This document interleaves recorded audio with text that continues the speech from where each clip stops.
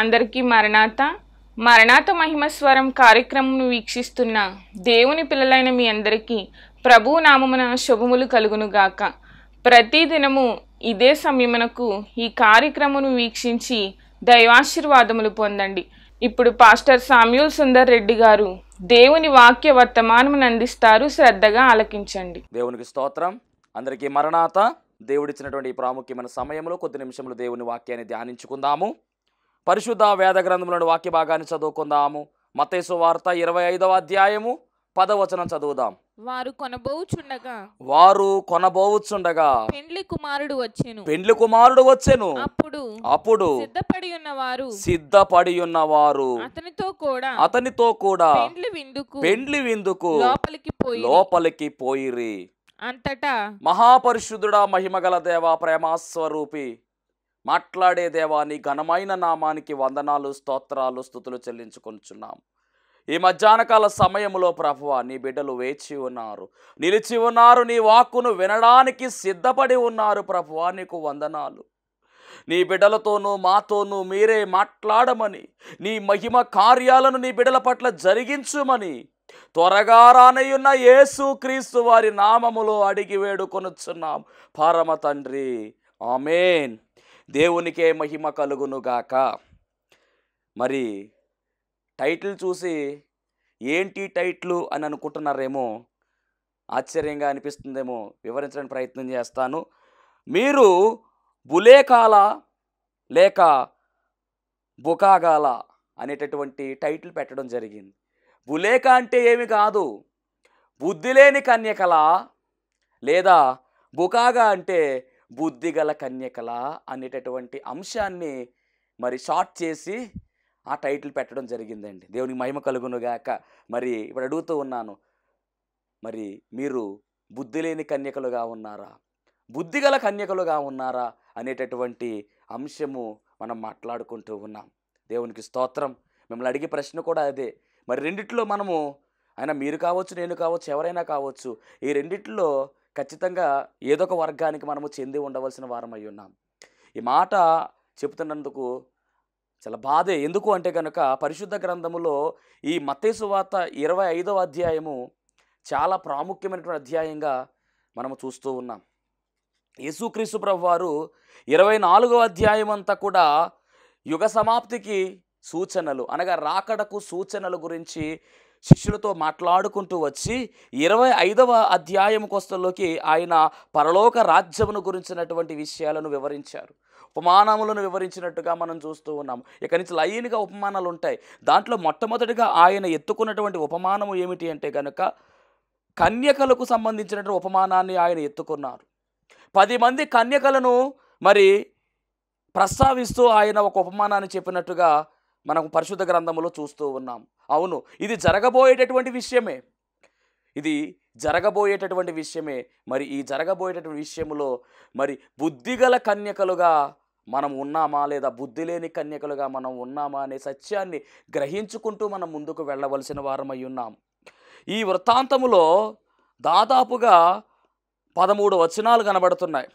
ఈ 13 వచనాల్లో 3వ వచనాన్ని మనం గమనించినట్లయితే 10 మంది కన్యకలలో బుద్ధి గలవారు ఎవరు, బుద్ధి లేని వారు ఎవరు అనే దాన్ని ఎలా డిసైడ్ చేశారంటే ఒక చిన్ని పని ద్వారా డిసైడ్ చేశారు. చదువుదాం 3వ వచనం. బుద్ధి లేని వారు తమ దివిటీలు పట్టుకొని తమతో కూడా నూనె తీసుకుని పోలేదు. బుద్ధి గలవారు తమ దివిటీలతో కూడా సిద్దెలలో నూనె తీసుకుని పోయిరి. ఎక్స్ట్రాగా నూనె తీసుకుని పోయినటువంటి వారు ఎవరంటే కనుక బుద్ధిగల కన్యకలు. ఎక్స్ట్రాగా తీసుకుని వెళ్ళారు కాబట్టి ఎక్స్ట్రాడినరీ పర్సన్స్గా పిలువబడ్డారు వారు. దేవునికి మహిమ కలుగునుగాక. ఎక్స్ట్రాగా నూనె పట్టుకుని వెళ్ళారట. సిద్ధెలు పట్టుకుని మరలా ఎక్స్ట్రాగా నూనె సిద్ధము చేసుకుని వెళ్ళారు. కాబట్టి ఒక మాటలో చెప్పాలంటే సిద్ధపాటు తత్వాన్ని కలిగిన వారే ఈ బుద్ధిగల కన్యకలు. నేను అనుకుంటున్నాను కదా, వాక్యం వింటున్నటువంటి మీరందరూ కూడా ఇట్టి సిద్ధపాటును కలిగి ఉన్నారు. మనమందరము కూడా బుద్ధిగల కన్యకలమే. ఏ మాత్రము కూడా సందేహపడకూడదు. ఎందుకు అంటే కనుక మనమందరము కూడా ఎత్తబడేటటువంటి గుంపులో ఉండాలి, కానీ విడవబడేటటువంటి గుంపు వైపు మనము చూడకూడదు, ఆ గుంపులో మనం ఉండకూడదు. కాబట్టి మనము ఖచ్చితముగా బుద్ధిగల కన్యకలుగా ఉండవలసిన వారమై ఉన్నాము. దేవునికి మహిమ కలుగునుగాక. మరి ప్రాముఖ్యమైన సమయంలో ఇక్కడ ఈ 10 మంది కన్యకలు ఎందుకు తీసుకున్నారు అంటే కనుక 10 చాలా ప్రాముఖ్యమైనటువంటి సంఖ్య. దీన్ని పరిపూర్ణతకు సాదృశ్యంగా తీసుకుంటారు. ఈ 10 మీద పరిశుద్ధ గ్రంథంలో చాలా విషయాలు ఉన్నాయి.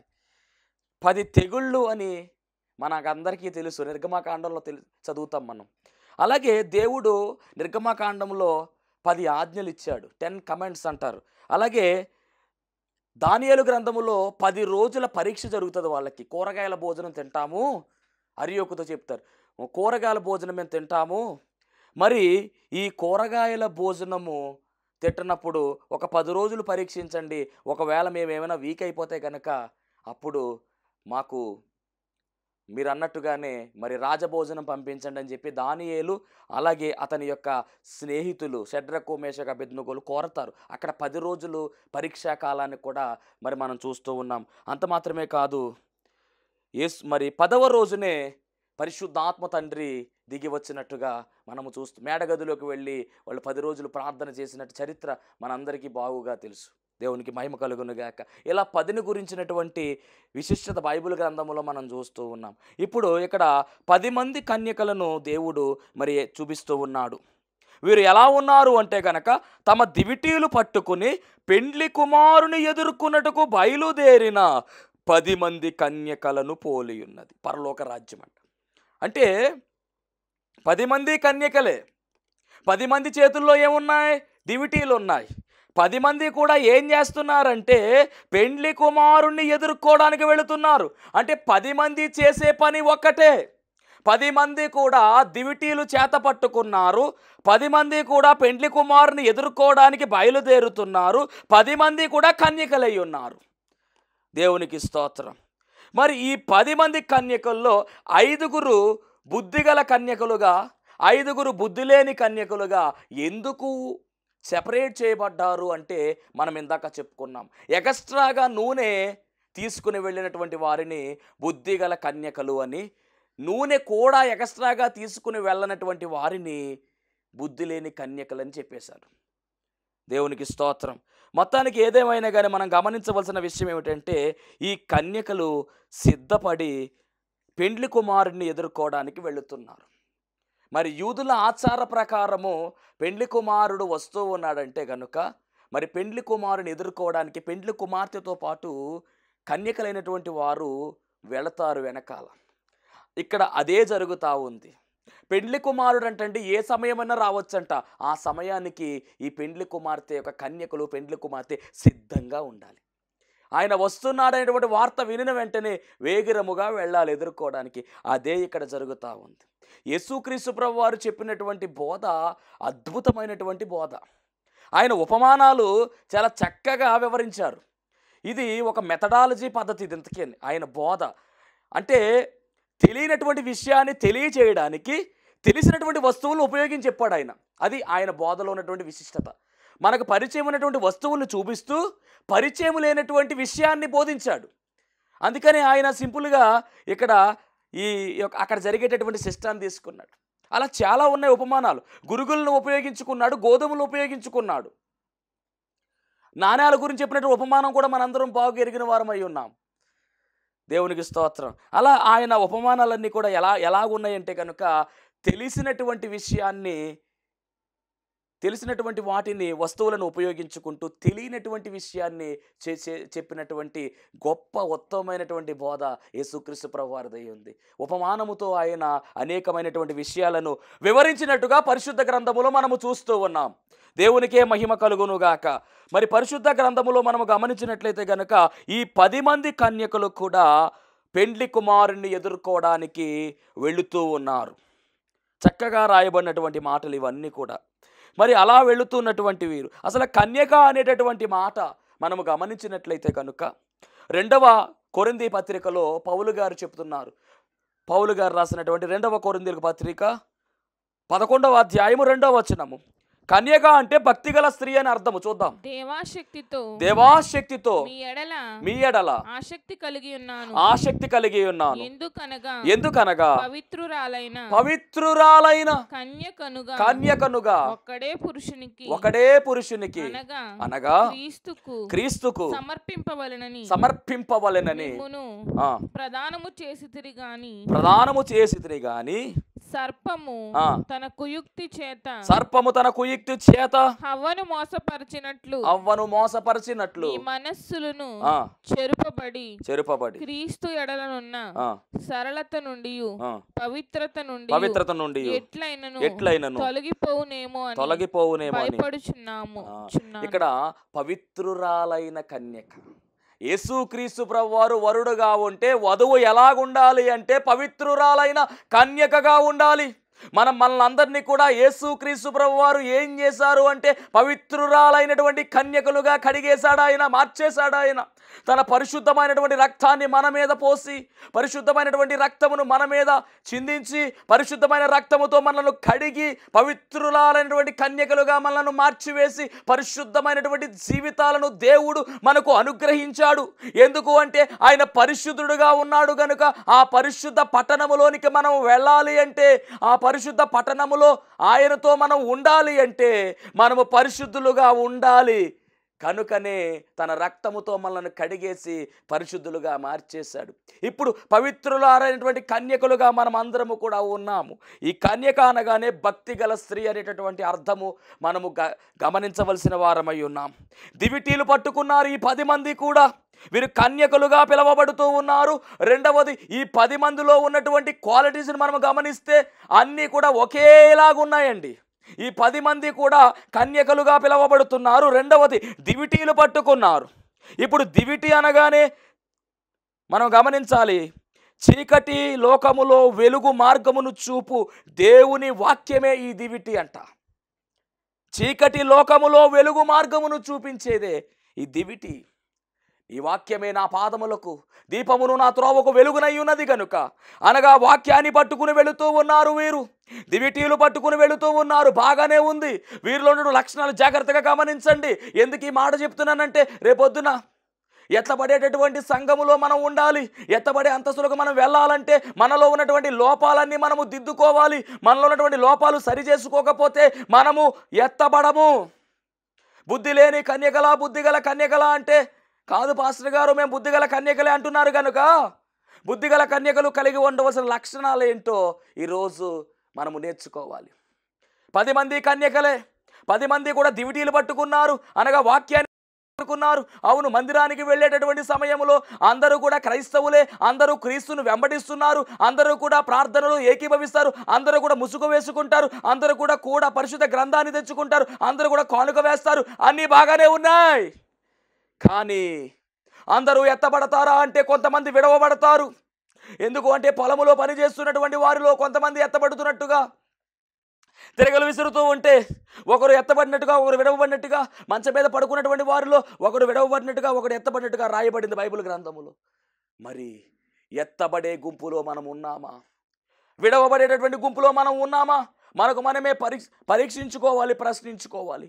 ఈరోజు దివిటీ పట్టుకున్నారు కన్యకలు. రెండవది, దివిటీ పట్టుకున్నారు. మూడవదిగా మనం గమనించినట్లయితే వీరు ఏం చేస్తున్నారంటే పెండ్లి కుమారుని ఎదుర్కోవడానికి వెళుతున్నారు. ఈ 10 మంది కూడా బుద్ధి గలవారు కావచ్చు, బుద్ధి లేని వారు కావచ్చు. మూడవదిగా పెండ్లి కుమారుని ఎదుర్కోవడానికి వెళుతున్నారు. నాలుగవదిగా మనం గమనించినట్లయితే వీరు నిద్రపోయినట్టుగా కనబడుతుంది. దేవునికి స్తోత్రం. ఈ వృత్తాంతం అంతా కూడా మనకు బాగుగా ఎరిగిన వారమై ఉన్నాం. ఎందుకు అంటే కనుక 10 మంది కన్యకులు కూడా దివిటీలు పట్టుకొని పెండ్లి కుమారుని ఎదుర్కోవడానికి వెళ్ళారు, బయలుదేరారు. చిన్న వృత్తాంతంగా మనం గమనిస్తే కనుక పెండ్లి కుమారుడు ఆలస్యమై తెలిసింది. మొత్తం మీద వీళ్ళు ఏం చేశారంటే పడుకున్నారంట. పడుకుంటే కొద్దిసేపు అయిన తర్వాత పెండ్లి కుమారుడు వస్తున్నాడనేటువంటి ఒక వార్త శబ్దం వారు విన్నారు. వెంటనే లేచారు, తమ దివిటీలు సిద్ధం చేసుకున్నారు. ఈలోపు అందరి దివిటీలు బాగానే వెలుగుతూ ఉన్నాయి. దాంట్లో ఒక 5 దివిటీలు ఆరిపోవడం మొదలెట్టాయి. ఎక్స్ట్రా నూనె లేక ఆరిపోయినాయి. ఇంకొక 5గురు ఏం చేశారంటే వారి దగ్గర ఉన్నటువంటి నూనె పోసుకున్నారు, చక్కగా వెలుగుతూ ఉన్నాయి. ఈలోపు ఈ ఆరిపోతున్నటువంటి దివిటీలు కలిగినటువంటి వారు ఉన్నారు చూసారా, వారినే బుద్ధి లేని కన్యకలు అన్నారు. వారు వెళ్ళి వాళ్ళని అడుగుతున్నారు, బుద్ధిగల కన్యకలు, ఇదిగో మాకు కూడా కొద్ది నూనె ఇస్తారా అని అడిగితే, ఈ నూనె మీకు మాకు సరిపోదు కాబట్టి అదిగో అక్కడ దుకాణం ఉంది కొనుక్కోనంట్లోకి వీళ్ళు జాగ్రత్తగా వెళ్ళారు కొనుక్కోవడానికి. ఈలోపు పెండ్లి కుమారుడు వచ్చాడు, గదిలోనికి వెళ్ళిపోయారు, తలుపేసేశారు. అప్పుడు వీళ్ళు కొనుక్కుని వచ్చి తలుపు బాదుతూ ఉంటే, మీరెవరో నాకు తెలియదు అన్నాడు ప్రభువు లోపల నుంచి. అది అక్కడ జరిగినటువంటి వృత్తాంతం. ఇప్పుడు దాంట్లోంచి మనం విషయాలు నేర్చుకుంటూ ఉన్నాం. మొట్టమొదటిగా వీరు కన్యకలు, ఇద్దరు కన్యకలే, బుద్ధి గలవారు బుద్ధి లేని కన్యకలు. రెండవదిగా దివిటీలు పట్టుకున్నారు, వాక్యాన్ని పట్టుకున్నారు, రైట్. మూడవదిగా పెండ్లి కుమారుని ఎదుర్కోవడానికి వెళ్ళారు. నాలుగవది మనం గమనించినట్లయితే పెండ్లి కుమారుడు ఆలస్యం చేస్తున్నారు కాబట్టి వీళ్ళు ఏం చేశారంటే నిద్రపోయారు. బుద్ధి గలవారు నిద్రపోయారు, బుద్ధి లేని వారు కూడా నిద్రపోయారు మొత్తానికి. ఆ తరువాత ఇద్దరికీ కూడా గమనిస్తే పెండ్లి కుమారుడు వచ్చేస్తున్నాడు అనేటువంటి ఒక వార్త, ఒక కేక వినపడింది. అర్ధరాత్రి వేళ కేక వినపడింది, ఇద్దరికీ వినపడింది. ఇది 5వది. వినపడిన వెంటనే ఇద్దరు కూడా, అనగా బుద్ధి గలవారు బుద్ధి లేని వారు కూడా లేచారు. ఇది 6వది. ఇక 7వది ఏమిటంటే కనుక దివిటీలు చక్కపరుచుకున్నారు, వీరు చక్కపరుచుకున్నారు, బుద్ధి లేనివారు చక్కపరుచుకున్నారు, బుద్ధి ఉన్నవారు చక్కపరుచుకున్నారు. కానీ బుద్ధి లేని వారి దగ్గర ఎక్స్ట్రాగా నూనె లేదు కాబట్టి వీళ్ళ దివిటీలు ఆరిపోతున్నాయి, మిల్క్ ఆరిపోతున్నాయి. వాళ్ళ దివిటీలు ఆరిపోయే స్థాయికి వెళ్ళిపోతున్నా కానీ వారి సిద్ధులలో నూనె సిద్ధం చేసుకుని వచ్చారు బుద్ధిగల కన్యకలు కనుక ఆ నూనె దాంట్లో పోసుకుంటే దేదీప్యమానముగా ఆ దివిటీ వెలిగిపోతూ ఉంది. పెండ్లి కుమారుడు ఎదుర్కొనే సమయంలో దివిటీలు మండుతూ ఉండాలి, ఆరిపోయేవిగా ఉండకూడదు. దేదీప్యమానముగా వెలిగిపోతూ ఉంది ఆ దివిటి. 5గురు దివిటీలు, వారిని బుద్ధిగల కన్యకలు అన్నారు. ఇక్కడ ఎందుకు వీరు దివిటీలు ఆరిపోతున్నాయంటే వీరు పెండ్లి కుమారుని ఎదుర్కోవాలనే ఆశ ఉంది, పెండ్లి కుమారుని చేరుకోవాలనే ఆశ ఉంది, పెండ్లి కుమారునితో ఉండాలనే ఆశ ఉంది, పెండ్లి కుమారుని కలుసుకోవాలనే ఆశ ఉంది. కానీ పెండ్లి కుమారుని కొరకు ప్రయాస లేదు. ప్రయాస కలిగి మనం ఉండాలి, ఆయన చూడాలనేటటువంటి ఆశ కలిగి ఉండడము ఒక ఎత్తు అయితే, ప్రయాస కలిగి మనం ముందుకు వెళ్ళాలి. వారిలో ప్రయాస లేదు, అనగా సిద్ధెలలో నూనె సిద్ధము చేసుకోలేదు. అయ్యో ఈ నూనె అయిపోతే ఎలాగా, నూనె ఉండాలి కదా, ఆయన ఎదుర్కొనేటటువంటి వారము నూనె పట్టుకుని ఆయన ఎదుర్కొనేటటువంటి వారము దీపాలు ఆరిపోకుండా దేదీప్యమానంగా వెలగాలంటే నూనె ఉండాలి కదా. అప్పటికప్పుడు నూనె ఎక్కడి నుంచి వస్తుందని చెప్పి ముందుగానే సిద్ధము చేసుకుని సిద్ధెల్లో నూనె పోసుకుని వచ్చారు. కానీ వీరికి ఆశ ఉంది కానీ ప్రయాస లేదు. బుద్ధి గలవారికి ఆశ ఉంది, ప్రయాస ఉంది, మొత్తం మీద సాధించారు. ఈరోజు వాక్యం వింటున్నటువంటి దైవ జనాంగమా, మరి సిద్ధులలో నూనె సిద్ధం చేస్తున్నారా? దివిటి ఉంటే సరిపోదండి, ఆ సిద్ధులలో నూనె కూడా ఉండాలి. అది మనము సిద్ధము చేయాలి. ఎందుకు పెండ్లి కుమారుడు ఆలస్యం చేశాడంటే 2వ పేతురు పత్రిక 3వ అధ్యాయము 9వ వచనం రాయబడిన మాట. 2వ పేతురు పత్రిక 3:9. ఎందుకు పెండ్లి కుమారుడు ఆలస్యం చేశాడు? కొందరు ఆలస్యమని ఎంచుకున్నట్లు ప్రభువు తన వాగ్దానమును గూర్చి ఆలస్యము చేయువాడు కాడు గాని ఎవడును నశింపవలనని ఇచ్చయింపక అందరూ, అంటే ఎవరు కూడా నశించిపోకూడదు, అందరూ మారు మనసు పొందవలనని కోరుచు మీ ఎడల దీర్ఘశాంతము గలవాడై ఉన్నాడు. అందుకే ఆలస్యం చేయడంటండి. కనీసం అప్పుడన్నా కానీ వాళ్ళు తెలుసుకుని వెళ్ళి నూనె సిద్ధం చేసుకున్నారా అంటే పడుకున్నారు. కొలత లేని అభిషేకము దేవుడు మీకు అనుగ్రహించాడు. ఆ అభిషేకాన్ని నిలుపుకోవాలి, ఆ అభిషేకాన్ని నింపుకోవాలి, అప్పుడు ప్రభువుని ఎదుర్కోవాలి. అది దేవుడు కోరుకుంటూ ఉన్నాడు. మీ దీపము ఆరిపోకుండా దేదీప్యమానముగా వెలగాలి అంటే పరిశుద్ధాత్మ తండ్రి మీలో ఉండాలి. ఆయన దుఃఖపరిస్తే క్షమాపణ లేదు. ఉచ్చరింప సఖ్యము కానీ మూలుగులతో విజ్ఞాపన చేసేది ఆయనే. కాబట్టి ఆయన ఆహ్వానించుకున్నటువంటి మనము మన హృదయాలలో, ఆయన హృదయ గదిలో ఆయనను మనము ఉంచుకోవలసిన వారమై ఉన్నాము. ఆయనే కదా మిమ్మల్ని సిద్ధము చేసేది, ఆయనే కదా పరలోక రాజ్యంలోనికి చేర్చేది. పెంతెకోస్తు దినము రోజున వచ్చినటువంటి పరిశుద్ధాత్మ దేవుడు నేటికి కూడా మనతోనే ఉండిపోయాడు, మనలోనే ఉండిపోయాడు. ఆయనే మనలను సిద్ధము చేస్తూ ఉన్నాడు, ఆయనే మనలను స్థిరపరుస్తూ ఉన్నాడు, ఆయనే మన పాపముల నుంచి మనలను ఒప్పింపజేస్తూ ఉన్నాడు, మనల్ని కాపాడుతూ నడిపిస్తూ ఉన్నాడు. పరిశుద్ధ గ్రంథాన్ని చదువుతూ ఉంటే మనకు అర్థమయ్యేలా బోధించేది ఎవరనుకుంటున్నారు? పరిశుద్ధాత్మ తండ్రే. కాబట్టి ఆయన లేకుండా మనం పరములోనికి వెళ్ళలేము, ఆయన సహాయము లేకుండా మనకు అలంకరణ కుదరదు. మరి ఆయన లేని కారణంగానే ఈ బుద్ధి లేని కన్యకలు విడవబడ్డారు. ఇది చెప్పుకోవడానికి చాలా సింపుల్గానే ఉందండి. రేపు జరగబోయేది ఇదే. ఎంతమంది ఎత్తబడతారో, ఎంతమంది విడవబడతారో. కాబట్టి మనము ఎత్తబడే గుంపులో ఉండాలి తప్ప విడవబడేటటువంటి గుంపులో మనము ఉండకూడదు. దేవునికి మహిమ కలుగునుగాక. చాలా జాగ్రత్త. వాక్యం వింటున్నటువంటి దైవ జనాంగమా, పరిశుద్ధ గ్రంథములో దేవుడు చెబుతున్నాడు కదా, ఆత్మను ఆర్పకుడి, ఆత్మను ఉజ్జీవముతో రగిలించాలి. ఉజ్జీవ సభలు పెడతారు. ఎందుకు? మనలో ఉన్నటువంటి ఆత్మను మనము ఉజ్జీవంలోకి తీసుకువెళ్ళవలసిన వారమై ఉన్నాము. దేవుని మహిమ కలుగునుగాక. ఆత్మీయ ఆహారాన్ని మనం భుజించాలి. శరీర ఆహారము మనము తింటూ ఉన్నాము, ఆత్మీయ ఆహారములో కూడా మనము బలము సంపాదించుకోవాలి. ప్రార్థనలో మనము బలముగా ముందుకు సాగవలసిన వారమై ఉన్నాము. మరి పరిశుద్ధాత్మ అనే అభిషేకం మనం పొందుకోవాలి. ఎవరైతే అడుగుతారో వారికి దేవుడు ఆత్మను ఇస్తానని కూడా వాక్యము చెబుతా ఉంది. లూకాసు వార్త 11వ అధ్యాయము 13వ వచనము. లూకాసు వార్త 11:13. పరలోకమందున మీ తండ్రి తన్ను అడుగు వారికి పరిశుద్ధాత్మను ఎంతో నిశ్చయముగా అనుగ్రహించువాడై ఉన్నాడు. కనుక ఆత్మను పొందుకోవాలి. ఆ ఆత్మతోనే మనం ముందుకు సాగాలి. దేవునికి మహిమ కలుగునుగాక. మరి బుద్ధిగల కన్యకలు, బుద్ధి లేని కన్యకల్లో ఒకే ఒక లక్షణము ద్వారా వారు విడవబడ్డారు. మరి రేపు రాకడ సమయంలో మనము విడవబడకుండా ఎత్తబడాలంటే ఖచ్చితముగా ఆత్మ నింపుదల మనం కలిగి ముందుకు సాగాలి. ఆత్మ సహాయముతో మనం ముందుకు వెళ్ళవలసిన వారమై ఉన్నాము. మరి అట్టి సిద్ధపాటు మనము కలిగి ఉండాలి. సిద్ధపడి ఉన్నారు గనుకనే వారు వెళ్ళగలిగారు. సిద్ధపాటు లేని వారుగా ఈ బుద్ధి లేని వారు ఉన్నారు కాబట్టి విడవబడ్డారు.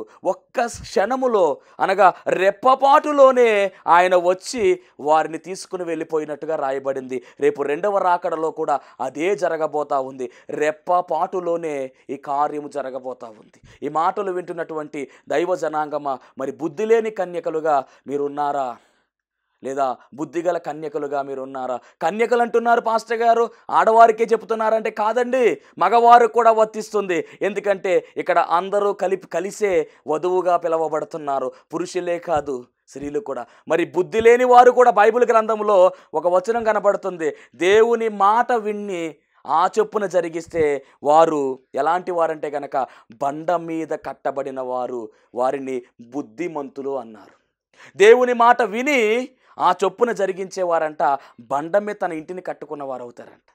వారందరినీ ఏమన్నారంటే బుద్ధి గలవారన్నారు. ఒకవేళ దేవుని మాట వినకపోతే కనుక, దేవుని వాక్యాన్ని గ్రహించకపోతే కనుక, ఆ చొప్పున జరిగించకపోతే కనుక బుద్ధి లేని వారు అన్నారు.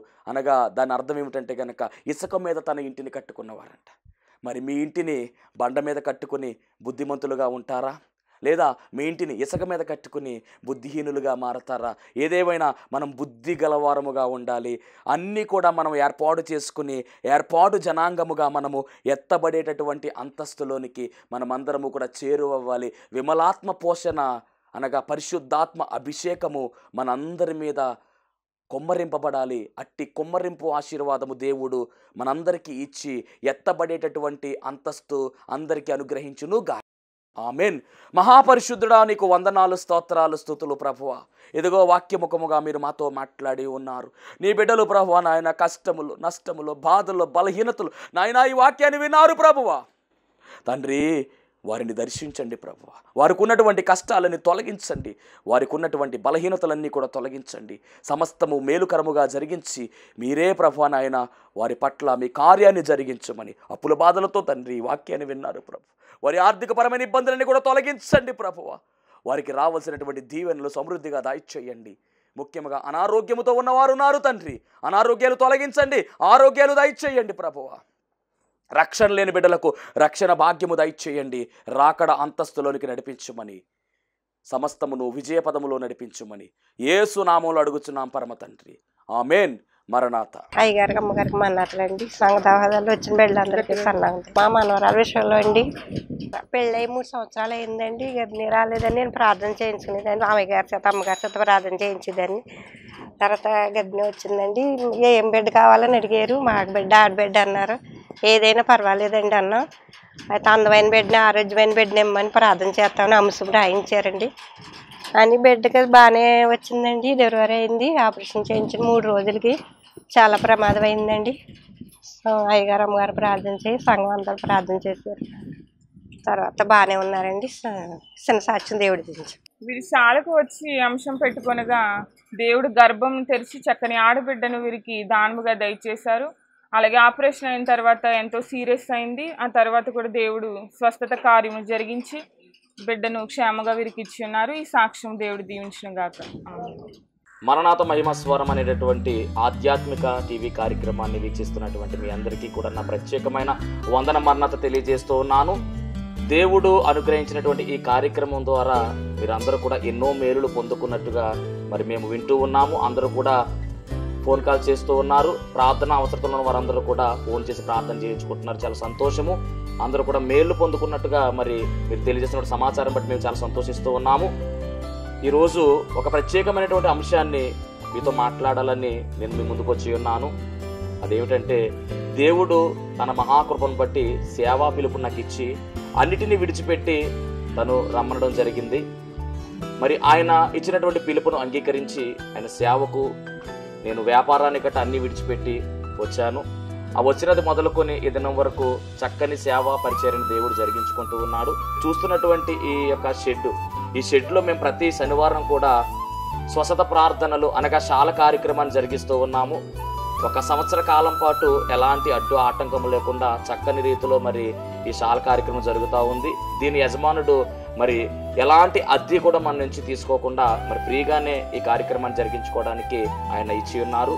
కానీ ఇప్పుడు ఒక సమస్య వచ్చింది. అదేమిటంటే కొన్ని కారణాల వల్ల ఈ యొక్క షెడ్ని అమ్మకానికి పెట్టారు.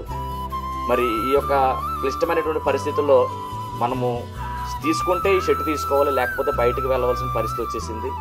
మరి తీసుకుందామని ప్రయత్నం చేస్తున్నాము. ఆశ అయితే మాకుంది, కానీ లక్షలాది రూపాయలు ఖర్చు అవుతుంది. కాబట్టి మా దగ్గర ఎలాంటి డబ్బు లేదు. అన్నీ విడిచిపెట్టి రావడంతో సేవ కొత్తగా ప్రారంభించిన సేవ కాబట్టి తీసుకోవాలనుకుంటున్నా కానీ ఇబ్బంది పడుతూ ఉన్నాము. ఇక్కడ ప్రార్థన కంటిన్యూగా జరగాలి అంటే కనుక ఖచ్చితంగా మరి ఈ కార్యక్రమాన్ని వీక్షిస్తున్నటువంటి మీ అందరూ కూడా మీ ప్రోత్సాహాన్ని అందించినట్లయితే ఈ ప్రార్థన ఆగకుండా ఖచ్చితంగా ముందుకు కొనసాగుతుంది. కనుక మరి ఈ కార్యక్రమాన్ని వీక్షిస్తున్న మీ అందరూ కూడా ఈ దీన సేవకుని యొక్క సేవను గుర్తించి దయచేసి మీ హృదయాన్ని గనక ఆ దేవుడు ప్రేరేపించినట్లయితే ఖచ్చితముగా మీరందరూ కూడా స్పందించవలసిందిగా, మీ యొక్క చేయూతను మాకు అందించవలసిందిగా ప్రభు పేరు తెలియజేస్తూ ఉన్నాము. మా ఫోన్ నెంబర్లో టీవీ స్క్రీన్ మీద మరి ప్లే అవుతుంది ఫోన్ నెంబరు. ఆ నెంబర్కి ఫోన్ చేయండి. స్వయంగా నేనే మాట్లాడతాను. ఆ తర్వాత మరి మా ఫోన్పే కానీ గూగుల్ పే కానీ చేసి ఈ యొక్క సేవను ప్రోత్సహించవలసిందిగా ప్రభు పేరు మీ అందరికీ తెలియజేస్తూ ఉన్నాను. దేవుడు మిమ్మల్ని బహుగా ఆశీర్వదించును గాక. ఆమేన్.